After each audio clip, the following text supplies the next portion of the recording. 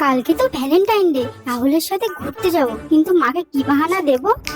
মা, কি? মা কালকে আমার একটা এক্সট্রা ক্লাস আছে, তাই বাড়িতে আসতে একটু লেট হবে।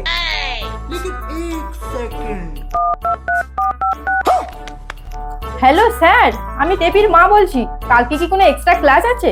এক্সট্রা ক্লাস কই না তো, কালকে তো পুরো পড়ানোই ছুটি।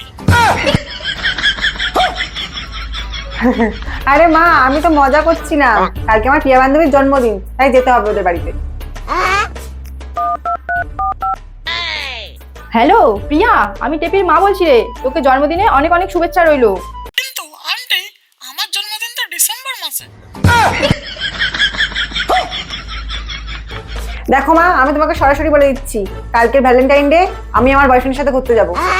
Valentine day? কালকে একদম ঘর থেকে বেরোবি না। ঘর থেকে বেরোলে ঠ্যাং একদম ভেঙে গুঁড়ো করে দেবো। চুপচাপ ঘরে বসে ভ্যালেন্টাইন ডে পালন কর। ঘরে বসে ভ্যালেন্টাইন ডে? কিন্তু মা, বয়ফ্রেন্ডকে ছাড়া ভ্যালেন্টাইন ডে পালন করবো কি করে? যেরকম গান্ধীজিকে ছাড়া গান্ধী জয়ন্তী পালন করা হয়, তুই সেরকম বয়ফ্রেন্ড ছাড়া ভ্যালেন্টাইন ডে পালন করবি।